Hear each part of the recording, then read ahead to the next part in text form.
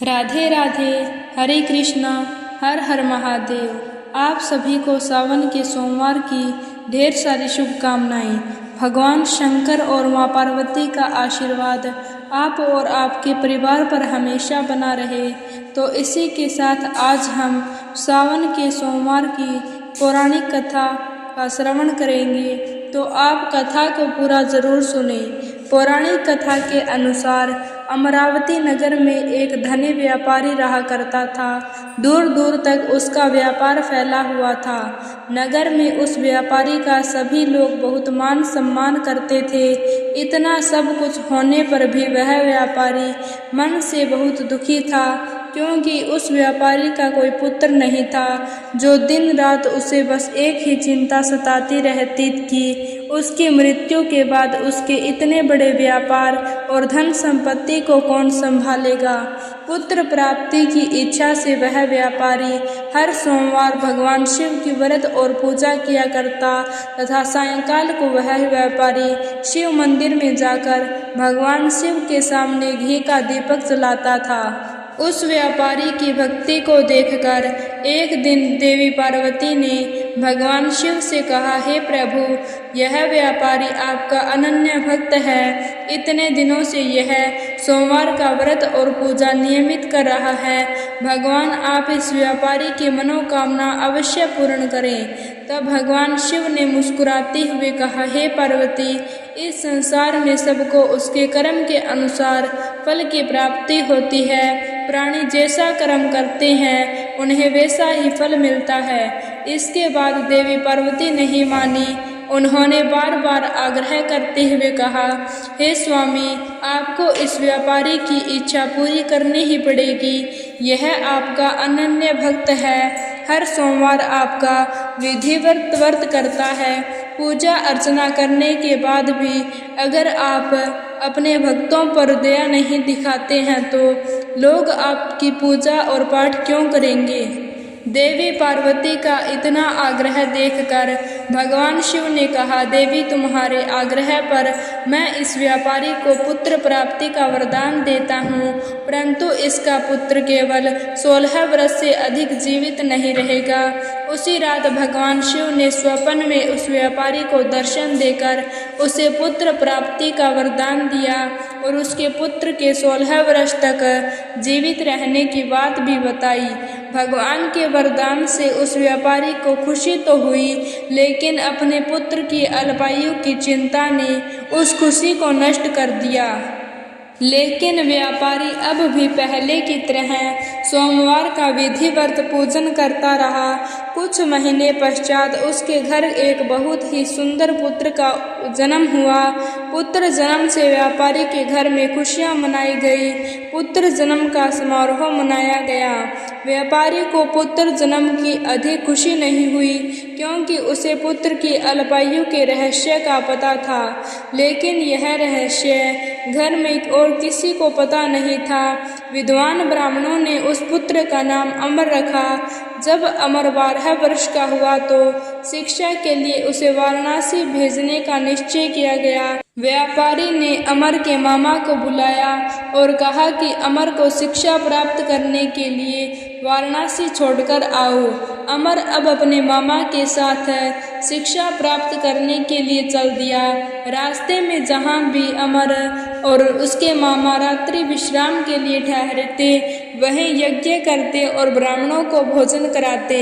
लंबी यात्रा के बाद अमर और उसका मामा एक नगर में पहुँचे। उस नगर के राजा की कन्या की विवाह की खुशी में पूरे नगर को सजाया गया था। निश्चित समय पर बारात आ गई, लेकिन वर का पिता अपने बेटे के एक आंख से काना होने के कारण बहुत चिंतित था। उसे इस बात का भय सता रहा था कि राजा को इस बात का पता चलने पर कहीं वह विवाह से इनकार ना कर दे, इससे उसकी बदनामी होगी। वर के पिता ने अमर को देखा तो उसके दिन विचार आया कि उसने सोचा, क्यों ना इस लड़के को दुल्हा बनाकर राजकुमारी से विवाह करा दूं।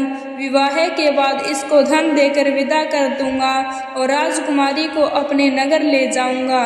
वर के पिता ने इस संबंध में अमर और उसके मामा से बात की तो मामा ने धन मिलने के लालच में वर के पिता की बात को स्वीकार कर लिया और अमर को दूल्हे के वस्त्र पहनाकर राजकुमारी चंद्रिका से विवाह करा दिया गया। राजा ने बहुत साधन देकर राजकुमारी को विदा किया। अमर जब लौट रहा था तो सच नहीं छिपा सका और उसने राजकुमारी चंद्रिका के दुपट्टे पर लिख दिया कि तुम्हारा विवाह तो मेरे साथ हुआ था, मैं तो वाराणसी में शिक्षा प्राप्त करने जा रहा हूँ। अब तुम्हें जिस नवयुवक की पत्नी बनना पड़ेगा वह एक आंख से काना है। जब राजकुमारी ने अपने दुपट्टे पर ऐसा लिखा हुआ पाया तो उसने काने लड़के के साथ जाने से इनकार कर दिया। राजा ने सब बातें जानकर राजकुमारी को महल में रख लिया। उधर अमर और उसके मामा वाराणसी पहुंच गए। अमर ने गुरुकुल में पढ़ना शुरू कर दिया। जब अमर की आयु 16 वर्ष की हुई तो उसने एक यज्ञ किया। यज्ञ की समाप्ति पर ब्राह्मणों को भोजन कराया और खूब अन्य वस्त्र दान किए। रात को अमर अपने शयन कक्ष में सो गया। शिवजी के वरदान के अनुसार शयनावस्था में ही अमर के प्राण निकल गए। मामा अमर को मृत देखकर रोने पीटने लगा। आसपास के लोग भी एकत्रित होकर दुख प्रकट करने लगे। मामा के रोने के विलाप के स्वर को सुनकर भगवान शिव और माता पार्वती ने भी सुना।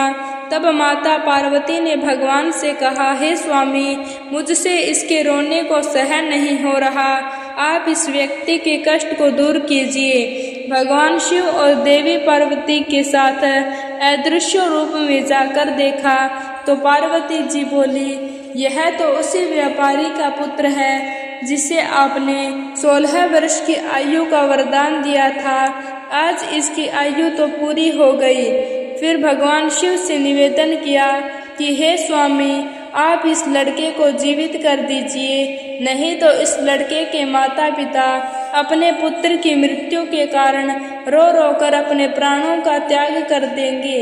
इस लड़के का पिता तो आपका परम भक्त है, वर्षों से सोमवार का व्रत करते हुए आपको भोग लगा रहा है।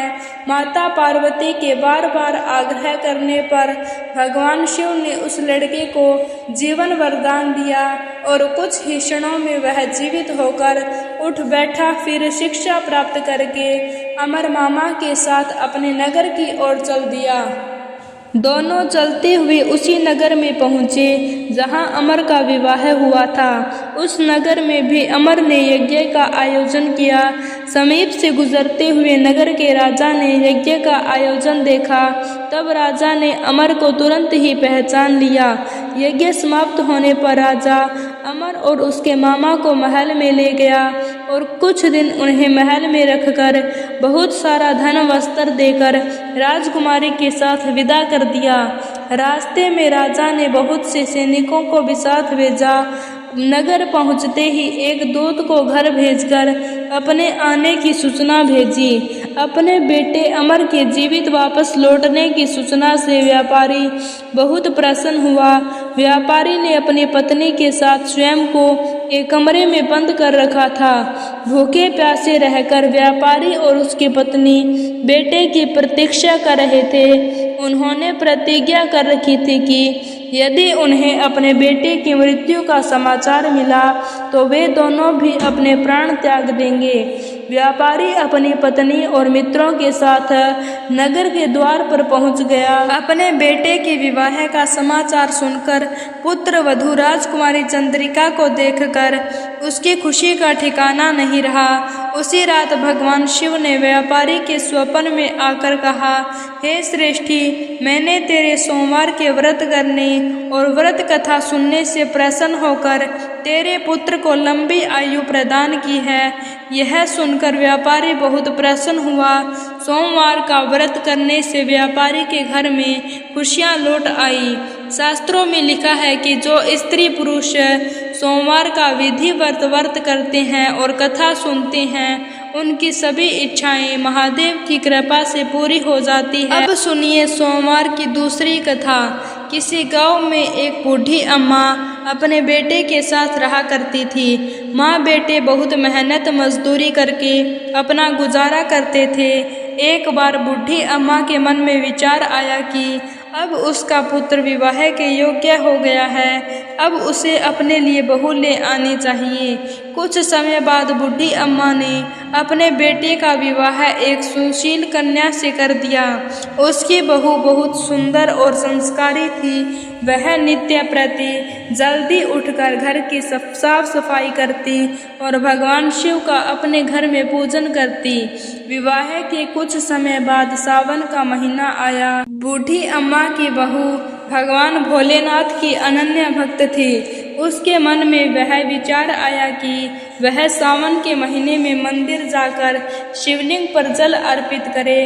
अपने मन में आए विचार को उसने अपनी सास से कहा कि माताजी, सावन का महीना शुरू हो गया है, मैं शिव मंदिर जाकर पूजा पाठ करना चाहती हूँ, शिवलिंग पर जल अर्पित करना चाहती हूँ। लेकिन बूढ़ी अम्मा उसे मना कर दिया और कहा, घर में ही पूजा कर लो, मंदिर जाने से समय बर्बाद होगा, इतने समय में घर का सारा काम हो जाएगा। यह बात सुन बहू उदास हो गई, लेकिन वह कर भी क्या सकती थी। वह उदास होकर घर के कार्यों में लग गई। उस दिन उसने कुछ अन्न जल ग्रहण नहीं किया। अगले दिन बहू कुएं से जल लाने गई। रास्ते में उसने देखा गांव की दो लड़कियां पूजा की थाली सजाकर मंदिर की ओर जा रही है। उसने उन्हें रोका और पूछा, तुम सब कहाँ जा रही हो? तब वह बोली, सावन का महीना शुरू हो गया है, हम सब भगवान भोलेनाथ का पूजन करने मंदिर जा रहे हैं। यह सुन वह फिर उदास हो गई। लड़कियों ने पूछा, आप क्यों उदास हो गई? तो वह बोली, भगवान शिव मेरे आराध्य हैं, लेकिन मेरी सास ने मुझे मंदिर जाकर पूजा करने से मना कर दिया। तब लड़कियां बोली, आप चिंता मत करो, हर रोज इस समय पानी भरने आया करो और हमारे साथ मंदिर चलकर भगवान की शिव की पूजा कर उन पर जल अर्पित किया करो। तब बोली, लेकिन मेरे पास पूजा की कोई सामग्री नहीं है, घर से लाऊंगी तो सास को पता चल जाएगा। तब लड़कियां बोली, कोई बात नहीं, आप हमारी पूजा की सामग्री से पूजा कर लेना। यह सुनकर वह बहुत खुश हुई और रोज उनके साथ मंदिर जाने लगी। वह शिवलिंग पर जल चढ़ाती, भक्ति भाव से भोलेनाथ की पूजा करती और उनसे कहती, मैंने अपनी सास से यह बात छुपाई है, इसके लिए मुझे क्षमा कर दीजिए। ऐसे ही पूरा सावन का महीना बीत गया। सावन के अंतिम दिन उसने सोचा, पूरा महीना मैंने इन लड़कियों के साथ पूजा सामग्री से पूजा कर रही है, आज तो मुझे अपना कुछ भोलेनाथ को अर्पित करना ही चाहिए। ऐसा सोचकर उसने अपनी नाक से सोने की नथ उतारी और उसे धोकर शिवलिंग पर अर्पित कर दिया और पूजा कर घर आ गई। घर आकर वह अपनी सास से नजर छुपाकर इधर उधर घूम रही थी, क्योंकि वह जानती थी कि उसकी नाक में नथ ना देखकर सास जरूर पूछेगी कि नथ कहाँ गई।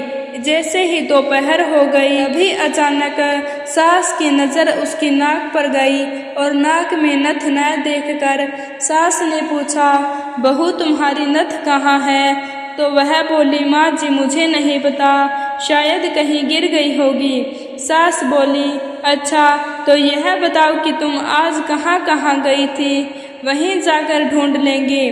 वह बोली, मैं सुबह पानी भरने गई थी, तब तक तो मेरी नाक में नथ थी, इसके बाद मैं उपले थापने गई थी। सास बोली, चलो वहीं चलकर देखते हैं। दोनों वहां पहुंची जहां बहू ने उपले आस्थापे थे।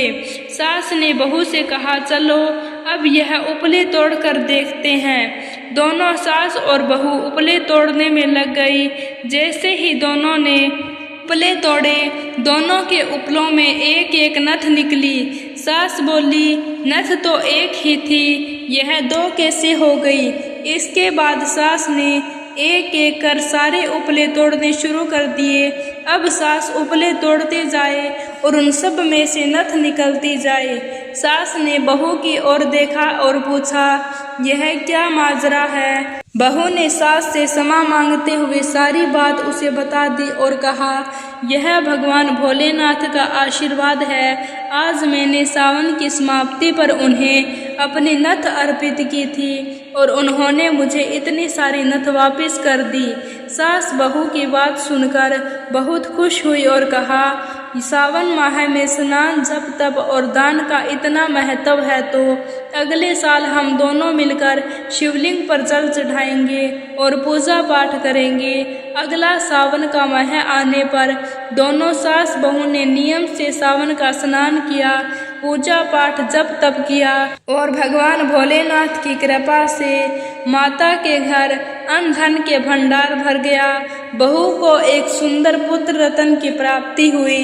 हे भोलेनाथ, आप जैसी कृपा बुढ़िया अम्मा एवं उसकी बहू पर की, वैसे इस कहानी को कहने, सुनने और हुंकारा भरने वालों पर करना।